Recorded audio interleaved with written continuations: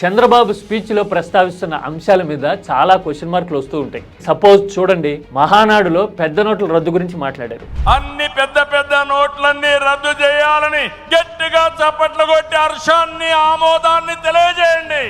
ఇప్పుడు అసలు ఏం సందర్భం ఉంది? ఆల్రెడీ పెద్ద నోట్లు రద్దు చేశారు.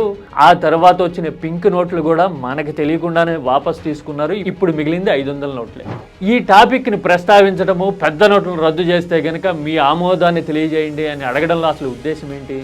ఒక్కటే అనిపిస్తుంది, నరేంద్ర మోడీ పరిపాలనా కాలంలో తీసుకున్న మేజర్ నిర్ణయాల వెనక తన ప్రమేయం ఉంది అని చంద్రబాబు చెప్పాలనుకుంటున్నారు. చెప్పాలనుకున్నప్పుడు మరి తాను గతంలో చేసిన కామెంట్లు కూడా దృష్టిలో పెట్టుకోవాలి కదా. పెద్ద నోట్ల రద్దు విషయంలో మనం ఎన్ని తిట్టాము, ఎన్ని రకాలుగా తిట్టాము, అవి ఇప్పటికీ కనపడుతూ ఉన్నాయి కదా. నోట్ల రద్దు వచ్చింది, ఎవరికైనా లాభం వచ్చిందని అడుగుతున్నా. ఇది ఒక పిచ్చి తుగ్లక్ చర్య.